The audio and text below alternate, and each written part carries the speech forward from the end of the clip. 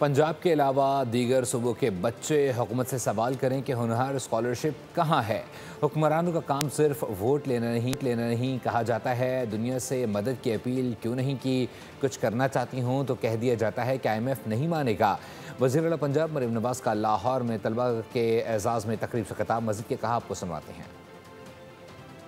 جو پچھلے ایک سال میں بنی ہے، حقیقت وہ تمام سرکاری اسکول جو معیاری اسکول ہیں وہ بن رہے ہیں، وہ حقیقت ہے۔ حقیقت یہ ہے کہ پنجاب میں بدترین سیلاب آتا ہے۔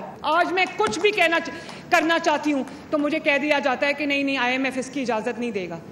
آپ سوچو کہ میری سیلف رسپیکٹ کی بطور پاکستانی آپ کی سیلف رسپیکٹ کی کتنی بڑی تذلیل ہے۔ پیسہ آپ کا، ملک آپ کا، مٹی آپ کی، اور کوئی آپ کو یہ بتا رہا ہے کہ آپ کو بھیک میں ہم تھوڑا سا پیسہ دے دیں گے تو تم اپنے فیصلے خود نہیں کر سکتے۔ ابھی سیلاب آیا تو مجھے یہ لیکچر دیے جا رہے تھے کہ دنیا کے آگے ہاتھ کیوں نہیں پھیلاتے، عالمی امداد کیوں نہیں مانگتے۔ اب بس کر دو۔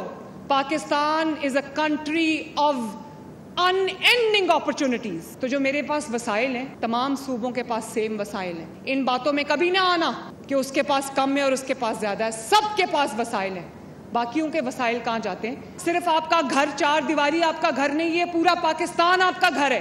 جن کو ہونہار اسکالرشپ جن صوبوں کے بچوں کو نہیں ملتا، ان کو اپنی حکومت سے سوال کرنا چاہیے کہ کہاں ہے ہمارا ہونہار اسکالرشپ۔ حکمران کا کام یہ نہیں ہوتا کہ وہ ووٹ لینے کے لیے عوام میں آ جائے اور جب ووٹ مل جائے، حکومت بن جائے، کرسی مل جائے تو اس کے بعد جا کے غائب ہو جائے اور 5 سال بعد باہر نکلے۔